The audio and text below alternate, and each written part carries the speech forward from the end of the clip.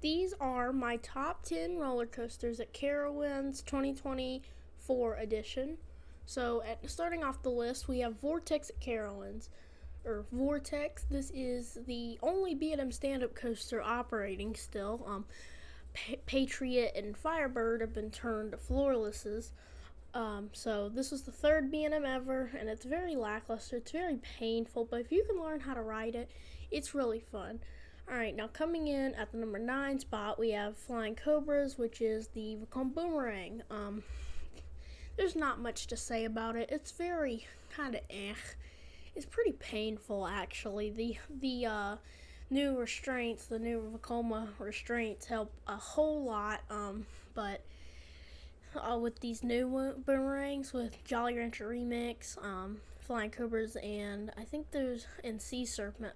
So though that really makes it better, but this thing was just really shaky and rattly. But number 8, we have Woodstock Express. This is a PTC wooden coaster. You know these things are really underrated. The back row, I'm standing.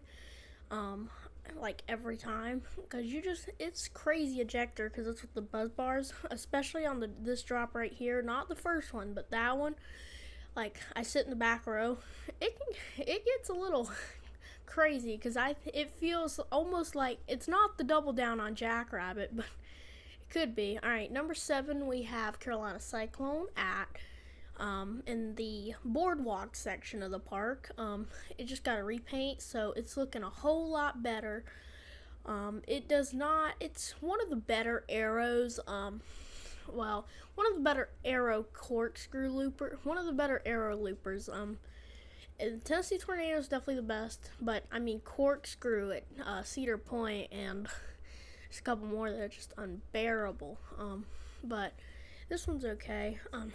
So, it's just not that great. At the 6th spot, we have Hurler. Hurler is a wooden roller coaster, only one of 2, that are operating, made by this manufacturer. I don't remember what it was, even though I just looked at it. I don't remember. It was, made Hurler here, and then the other one at King's Dominion. This one is just really painful, but it's the number 5th most popular roller coaster at Carowinds, so that really is not great to hear. Like, this thing is really painful. It doesn't feel good at all. And now at number 5, top 5, Nighthawk at Carowinds, in the front entrance, prime real estate of land. I mean, GCI, become a Wildcat, like, it's perfect. It's right above water. I mean, if you're gonna have a dud, might as well get rid of it. I mean, this was the first ever Vacoma Flying Dutchman. It was shipped across the country. It used to be at California's Great America, and then opened here as Board Simulator, and then 2006, when Carowinds Cedar Fair owned it or purchased the park, it was Nighthawk, and it's been that ever since. But this thing's just really painful. It is not fun. Alright, number 4, we have Intimidator.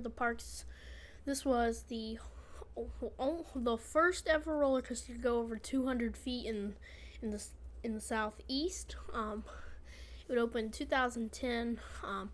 It's not a bad ride at all, but it doesn't stack up to the top 3.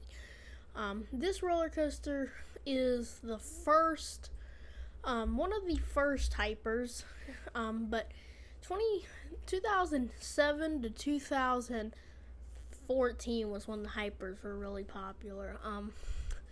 This was one of the coolest themes for a roller coaster for the Carolinas, because it is Dale Earnhardt. He died back in 2005, I think. If don't get mad if that's not right. This is a parking lot coaster. There's the south gate at the turnaround. It's a hammerhead turnaround, about 120 feet tall. But this ride does not hit trims as much as it used to back in 2019. I rode this in 2020 for the first time. It was June of 2020. And this roller coaster was like, it hit trims, but ever since like 2021, it has not hit trims ever since it got a repaint.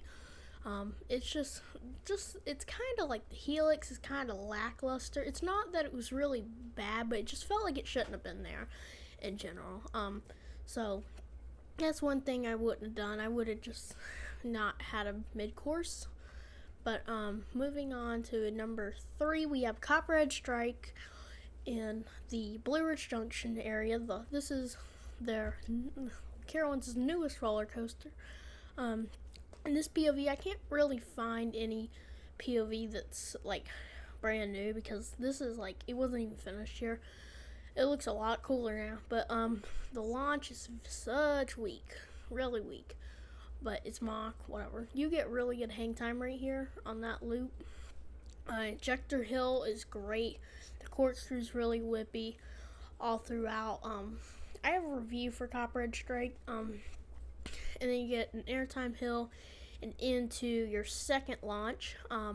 They're marketing as the Carolina's first double launch roller coaster. Your inverted top hat, which is really fun. It's right next to the water park.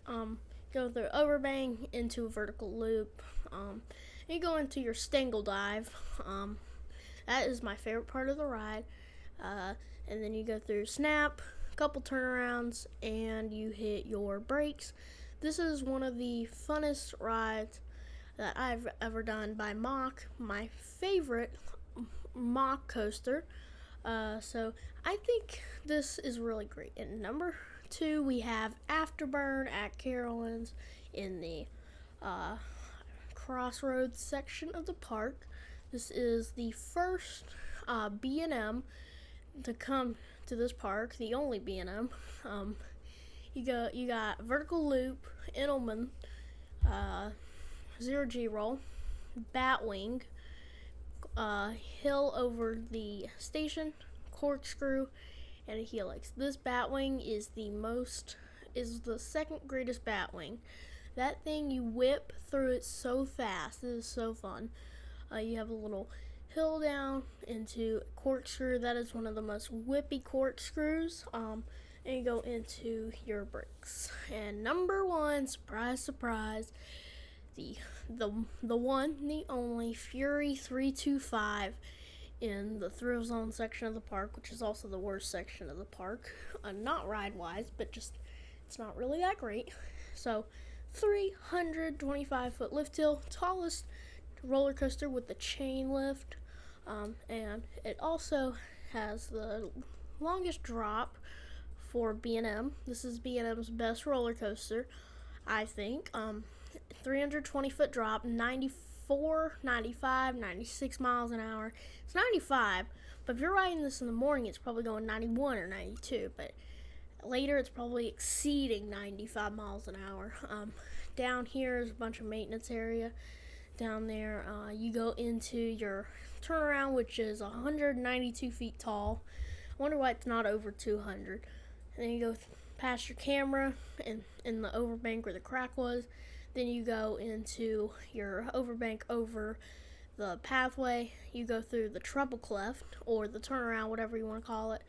And then you dive down under the bridge, and you go into an overbank turn, bank turn into a camelback, which has a trim on it. This is a really big camelback. It doesn't look like it, but it is.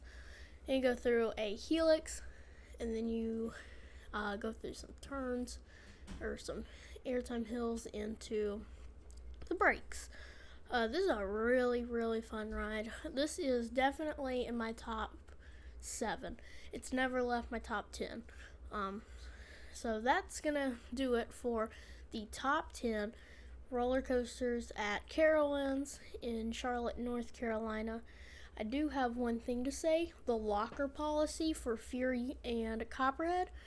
You must get a locker or leave with non-rider, and if you actually have something, they'll either, if it's too big, like a backpack, they'll make you leave. And if you bring your phone or hat and try to place it on like the side, they will, if they don't see it, they'll confiscate it before you get back to the station, or they'll but you have to ride with it. So it's one thing. I see a whole lot of phones fly out on Copperhead Strike, especially. And Fury, yeah, there's some nice bushes if you want by Copperhead Strike. So that's gonna do it for Fury 325 here at Carowinds. I meant top 10 here at Carowinds. Goodbye.